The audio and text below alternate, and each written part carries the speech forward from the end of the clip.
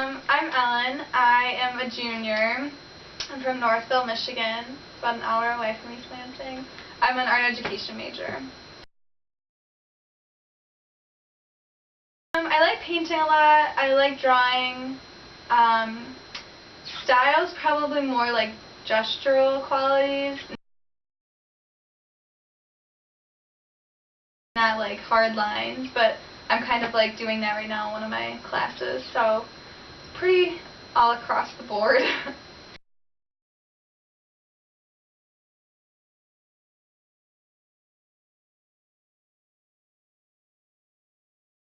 Fast and like free flowing. I kind of learned that in my drawing classes. We would have a model and they would pose for 30 seconds and you'd have 30 seconds to draw it.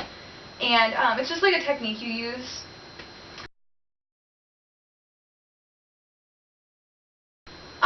Since my sophomore year of high school, so 8 years? Is that 8 years already? Wow. Yeah.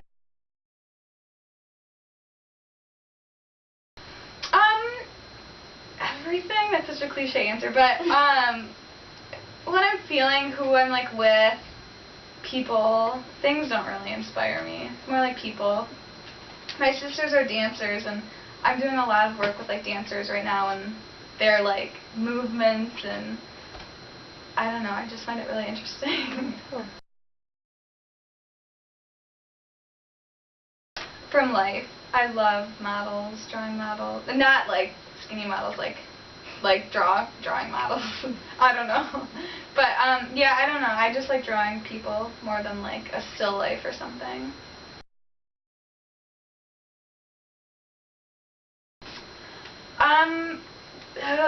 It's tricky because there's a moment where you're like, oh well, if I do more, like I could ruin it. But like then again, if you do more, maybe it'll get even better. So it's a balance. It's really tricky.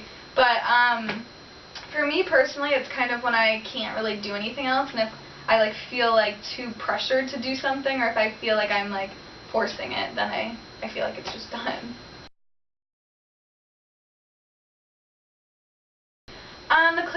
The studio classes I'm taking right now it's a lithography, a printmaking class, which I love. And I'm doing a lot of stuff with dancers. I just finished my final project, or my final exam, I don't know.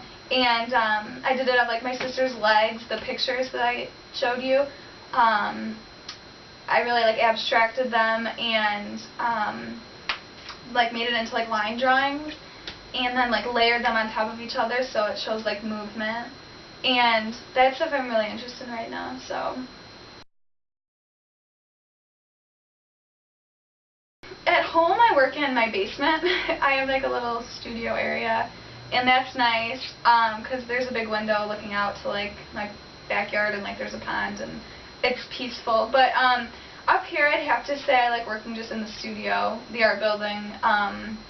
It's open 24 hours a day, every day. So, and each room is basically only one classroom, so you have the whole room to yourself, which is really nice because you can leave stuff in there and you don't have to trek stuff, huge stuff, back and forth, which is nice.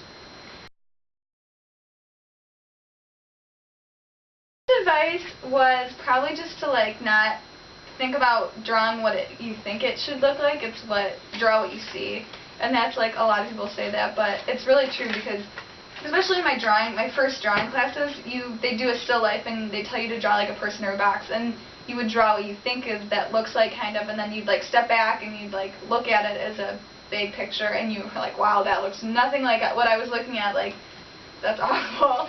So then you kind of got in this mindset where you draw what you see instead of what, and sometimes it looks really weird and you're like, that does not look like a person. Like that one drawing where it's like really a really weird angle when she's like laying down. There's a word for that. Foreshortening is the word. And people like look at it and they're like, wait, what is that? And you're like, well, it's a person. And then they're like, oh wow. And like my teacher like told me to put that in the undergrad show, and she like loved it. So draw what you see.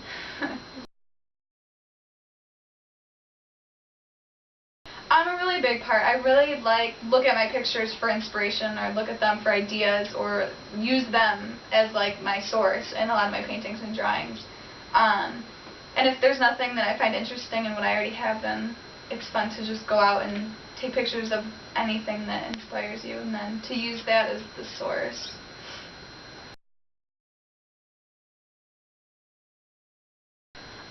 Sometimes it's really awkward, especially during critiques, and they're like, oh, well, I don't like this because it means this to me, and I'm like, well, I didn't mean for it to look like that, or for you to take it like that. Like, this one drawing I did of, like, a really muscular torso, and then I, like, collaged some stuff around it, and it was, like, my first day of class, and I was in, like, a senior level class, and it was last year, so I was, like, this little sophomore, and I was so nervous, and I, like, hung it up on the wall, and we had, like, a group critique, and this girl, like, tore it apart, and she was like, I find muscles so ugly, and I find the whole image concept so disturbing, and I was like, that's not what, I'm just drawing it to draw it, there's no concept behind it for this. And so it's really awkward sometimes, and then most of the time my art doesn't really have, like, a really deep meaning unless it's, like, my paintings, I guess. So people think so deeply about it, and it's kind of like, well, I want you to see the aesthetic quality in it, not the conceptual quality.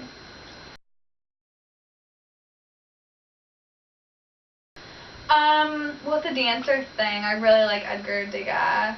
I just love all of his paintings, and there's a million of them, so it's really fun to look at them and see the differences and, like, use that in some of my art, which is really cool. And